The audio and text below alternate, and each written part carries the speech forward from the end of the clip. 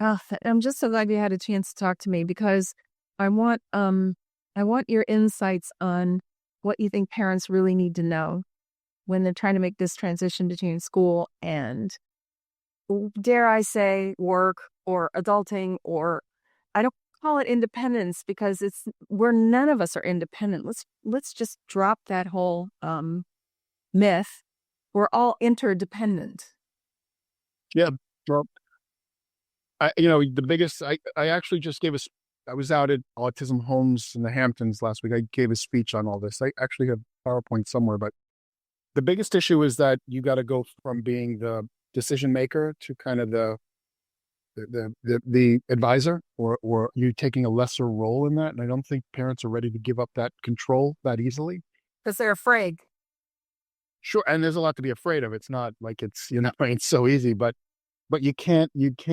you don't have the same kind of control, and you don't have the same kind of influence, because you can pick what school you go to. I mean, you can pick what adult program you go to, but you can't influence that program to a level of degree on a day-to-day basis that's going to make, that's going to satisfy you and not kind of impact three other people. The kinds of support services and the opportunities are just not as rigorous as they are when the student is in high school. There's 1 million adults in this building. I mean, we have 80. There's 107 kids here, and there's 75 adults. So you have flexibility to be able to do things, and the adult world does not. And I mean, it's okay, but we've got to start letting our students and make more decisions for themselves, and you've got to be able to kind of work more collaboratively with agencies. That's the biggest thing, is that you don't have the same influence anymore. You've got to, I'm not going to say compromise, but you have to work with your child to get the best fit. I think too, to support what you're saying is not only do we not have as much, because they're going to be doing the doing is the point. So, but also we don't want to do so much doing anymore. We really and practice make our own decisions and figuring things out. Do you are you aware of the concept of it's in this state is a big deal. It's supported decision making as opposed to guardianship. The whole process that That's something that's available in New York State, supported decision making. So instead of guardianship, you can opt for something called supported decision making, which is scary for a lot of folks to think about. But the idea, and it's really the process of getting there, is the most important thing, because what you do is, you develop a life plan that surrounds yourself with decision makers, right? So who's going to help you with these decisions? Who's going to help you with these decisions? And those people, through intensive planning and lots of meetings and lots of support, develop this kind of plan. You can still have healthcare proxies and financial proxies, so you don't, but what you're doing is you're developing more of a embedded kind of system of support for the student before they leave, as opposed to just having all the say-so for yourself. So the decision-making becomes shared, hence the name, as opposed to guardianship. And what's important about it, like I said, is it really is the process of this, because developing that plan, I think for any kid, person-centered planning, a map, that has to happen. That has to happen in high school and before they go out into the world, because there's just too much to take care of. And you need to the student needs to surround themselves with people that can help, and then find an agency that's going to, help support that as well. So it's just an interesting, we're trying to get we do workshops and seminars about that here. And we have graduated the first self-directed students in the country, in New York State. So. Good for you, because I've always thought it was self-directed interdependence is what I want from my kids. They decide, but they recognize they have to have a caring circle. Right. And with guardianship, you're really giving over the rights to some stranger at some point, if it's not, handled correctly. So you don't want to do that. But I think, so making those preparations, it is scary, but you have to start thinking about advisory. It's an advisory role as opposed to doing for the child, because the more you're doing now, and I say this to parents all the time, you're not going to be here forever. They're going to have to figure this out. They need to be getting this set up before, the inevitable happens. And the earlier you can start that, the better. And the more planning you do along the way, the better. That's exactly the population I focus on. It's not just in New York State, it's all over Oh, yeah. North America. Yeah. Yeah. And I'm small. I've supported 150 families. I have 60 that I'm working with now. So, Are they in your area upstate? oh, just a couple, but they're all over the country, Texas and Florida and. There's a lot of Washington, D.C. right now because I don't know. Hmm. So, that I love that language though. I love that thought. And is it a document you end up with, or what do you end up with when you're done? Yeah, I mean, you get it. There's paperwork at the end of this. It's a document. It's a, it's a big document. It lists the people and the folks that you're going to be working with and who can help you make decisions in times of need. It's got, it can change. It doesn't have to, it's not a stagnant document, but huh. So how does that, because both my kids qualified for OPWDD, right? And so that's self-directed services, right? We have a care group, Prime Care, and then we have a fiduciary and a broker at, it's Epi is our local place. But how does that work with all of that? It should have no effect. Should be nothing. It doesn't matter. It's like, if you have guardianship, you can still get OPWDD. If you don't have guardian, so either way, it doesn't matter. It doesn't have any effect at all. I've got a room full of kids here too, adults. Yeah, yeah. Forgive the noise in the back. I can't hear it. I'm good. Okay. So, where would I learn more about that? They have a website. I can put you in touch directly with the folks. I mean, they would love to talk to you directly. There was a grant from, they had a 5-year grant to kind of pilot and put this together and make it reality. And I think actually Texas has jumped ahead of us in New York at this point. So it's not like it's, the local thing. It's going throughout the country. I mean, it really does restore the dignity of the individual, right? So someone else does not have guardianship over your life. There's plans in place to help you make decisions. And that's regardless of your level of need. Because like I said, if there was an issue, if you felt the need, there needed to be healthcare proxies. If you break your arm and you don't want to go to the doctor, someone can override those things. And I mean, that was the first list of questions we got about. What if my kid is sick and he won't go to the doctor? I said, well, you can get a healthcare proxy to make sure they do this. Mm-hmm. Mm-hmm. Further down the line, like I said, when you're not making the decisions anymore, who do you want to be involved in that student's life? So it's planning for that. Sounds perfect. Okay. It sounds really interesting. I'll send you the folks. Thank you. Now tell me about your book. Where did that come from? I had written a book called It Happened to Me. It's a series of books. So it's a series of textbooks guided for young adults, teenagers.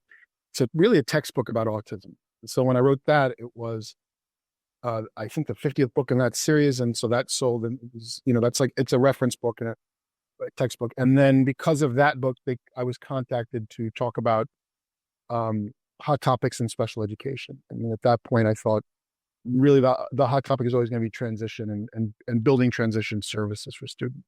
And one of the things that was lacking for us as a school were the the curriculum for adults. It needs to be a little more practical than some of the things in high school. We still teach, in our adult program, which is for 18 to 22-year-olds, we still teach all the basics, reading, writing, arithmetic, but it's more on a very applied level. So math has to do with budgeting and being in the community and spending money and going in. So when I got asked to do this book, like figure out a topic, what do you think is interesting? And so I said, it would really be helpful if I could develop like a book of activities that relate to adaptive skills, but really the most important thing was setting up a model. I mean, you could follow, there are things in that book, there's a billion other things you could just change the topic and use the same format. So it's really for educators to kind of unpack and kind of build it from. It's a sample of what is important. So, the communication areas, the practical daily living skills, the self-care skills, social areas, which is the biggest deficit for our adults. And when you break down those areas, it just gets people started to think about those topics. And hopefully the book helps them to come up with their own activities and their own, assessments just to build on what I've started. Yeah, to make it come alive for them. Yeah, and to add, it should like you add stuff in there about self-care, laundry, and you could do a million. I mean, there's a million things. There's in this. I mean, like adaptive skills. You forever could be in here teaching. We teach cooking and cleaning and safety, and I mean, it goes on and on. And so, and the other thing is the repetition is really important. Keeping those things going afterwards, checklists, and developing those routines are really the most important. Routines, systems. Right. Because when I read your book, I looked at it and I said, this is very like this would be something I'd want to put in front of my kids, of do this activity. Yeah. And hopefully there was a group in Vancouver that was using it. Like they had a book club with it. So they would talk about, it's okay on its own, but I think it's the nicer part is to, like I said, for educators to see it and replicate it and build on it. Like when you're really going through that process of unpacking each of those activities, the reflection piece, all that I think is really important because it gives more permanence. But there's a group in Vancouver and they had a Zoom book club with it, and they would go through the activities every week and talk and share about the experiences with doing laundry or doing dishes or whatever. And it's helpful. It's really helpful to be practical, talk about the practical activities, but then have a place to unpack, to share one's experience, to talk about what they did, how they did it, to reflect and to get advice and move on. The other thing is that book is geared more towards students who don't have a lot of independence. There are other topics and things that kids might be, but you could do a whole thing on budgeting and money management that is, a little more in depth. Mm-hmm. Mm-hmm. That's what it's for. The big difficulty, I have several, I call them members, graduates, that have 4-year degrees and can't find a job in computer science. Yeah. So we have a vocational program here. It's great to have the skills, but it's also, you need to have the interpersonal, skills as well. And if you don't have them, to be able to articulate that you don't have them, and this is what compensations you need to work in an environment like this, right? So I'm not good with eye contact. I can say that up front. I'm a person with autism. I don't have good eye contact. That's one of the things you'll get to know about me. I can do the job well. Self-advocacy is a big piece of this. And but a lot of our kids, it's like 19% of our students are getting jobs now. It's abysmally low. And it's because there's a couple of things. It's staying on the job, right? Keeping the job is hard because you make a mistake or you do something wrong or you don't know how to get out of it or you need help, you're not asking for help. Those kind of skills have to be taught explicitly also. Metacognitive stuff. I need to know when I don't know something so I can ask for help and somebody can help me do it and I can get it. Explicit instruction, explicit instruction in self-advocacy, explicit in self-reflection, really being able to effectively appraise one's self-concept as opposed to what you think you are. Those are all skills that we have to work with to teach them directly. Yeah, that's what I do every week in my live in my online program twice a week. Both. Cool. And I teach both parents and graduates. So they learn the same stuff. Obviously the discussions are a little different, but we do an hour and a half on the same topic. And it's usually, it's on the 3 areas that I think just are more intensely difficult. Getting things done, managing stress, and people. What was the third one? What was the last one? People.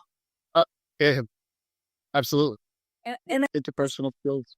those are three things that everybody struggles with, but I think just having autism makes them a whole nother degree of difficulty.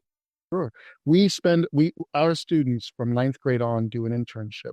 And so in the ninth grade, you might do 2 or 3 hours a week. And by the time you get to our transitions, you're doing 4 to 8. And you're out in the community with a one-on-one job coach who's like monitoring and watching and redirecting and moving, you around. We have OTs and speech and language pathologists go into the field and work with them also to make sure they're doing it. It's a lot of like on-site, getting used to this experience and managing it. Then we bring them back for, after their internships once a week, they'll have a forum where they talk about that experience, reflect, do activities geared towards improving certain areas. But it's a lot of, it's got to be, that explicit training is not something that most people do, and we kind of gloss over it. It's great that you can teach, coding skills. I mean, but they're useless in an environment that requires you to be, interacting with people on a regular basis. You can't. So, and even just getting past the interview, like without being able to advocate, you can't, it's not gonna happen. Yeah. You advocate. Oh, sure. Yeah. I mean, really talented, great, sharp kids that just aren't getting anywhere. Right. It's really there are a lot of adult programs in the city here that are, Job Path AHRC has some really good supported employment pieces. Mm-hmm. Not a lot of them are full-time work. Most of it's part-time, but it's something, and that's what's needed on top of it. I think part-time is a great place to get started. Sometimes it's, more than that is just a little bit more than they can handle. Yeah. And I mean, volunteer work, all that is equally important, and we have to make opportunities for that. Projects that they can do, that they can point to and talk about in an interview. All that's good. Plus, they light up when they're actually doing something that's helping somebody else out. Absolutely. I mean, we employ like 8 or 9 people. They've all graduated from our program at some point. We have 3 paraprofessionals who've been with us since they were in like 3rd grade. It's like they left and then now they work with us. It's amazing. Our facilities, one of our custodians is a graduate from about 5 years ago.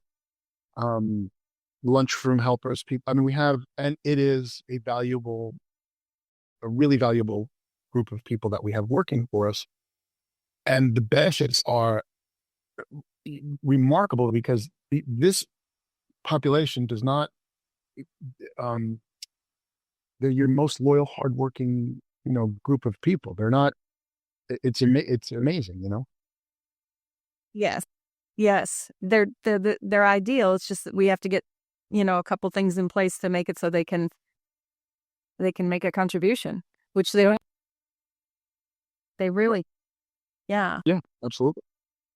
So what do the parents do who you're happy to see?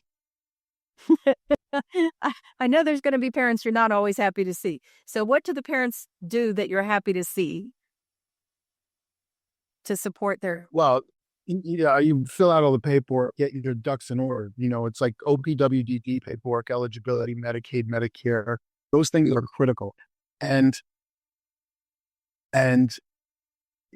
for the most part, people are good with that. The move for the self-directed funding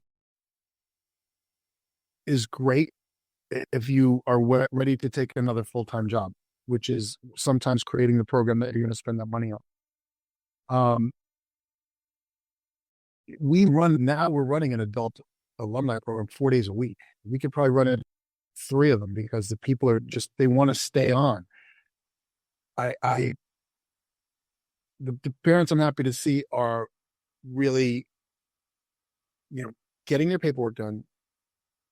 We have a transition program, so none of our kids leave without us knowing where they're going next, or what programs they.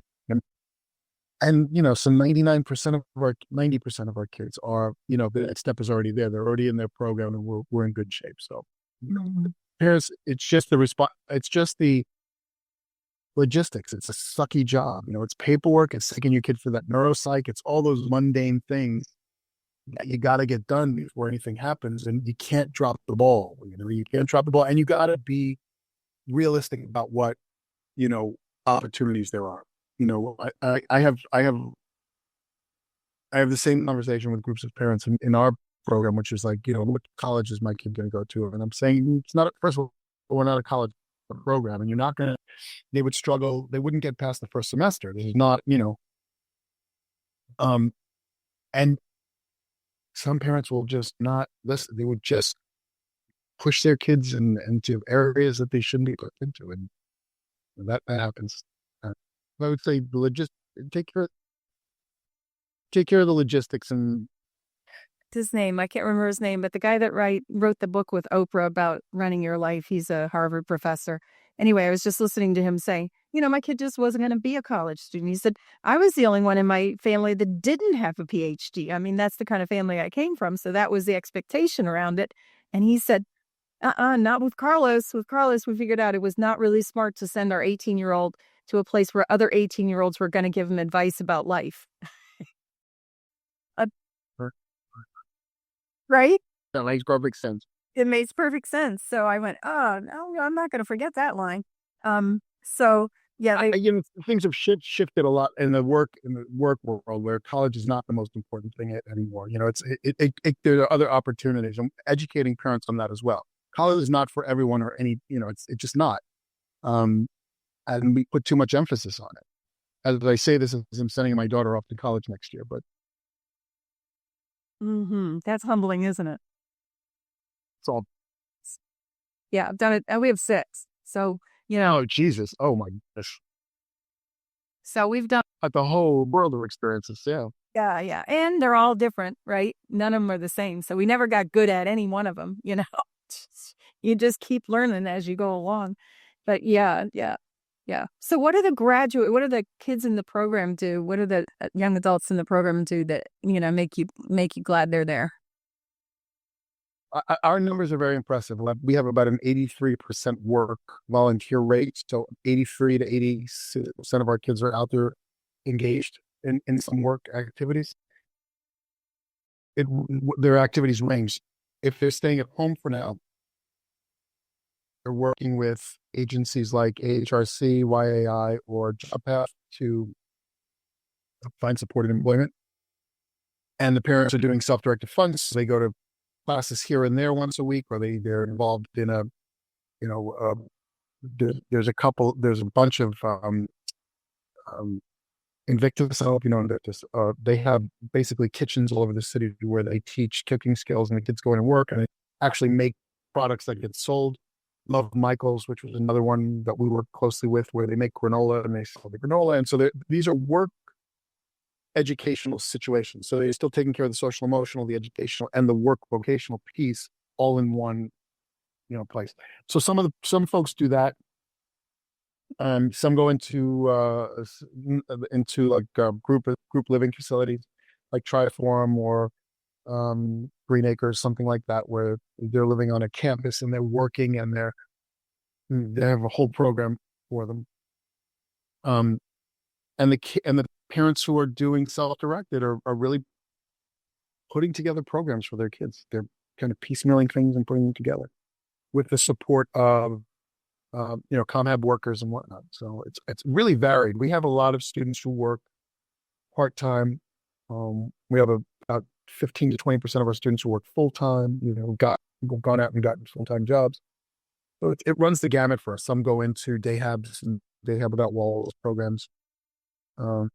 Getting less and less, and more people are opting for the self-direction. Yeah, and that makes a lot of sense. Well, thank you so much for all your time. Wow.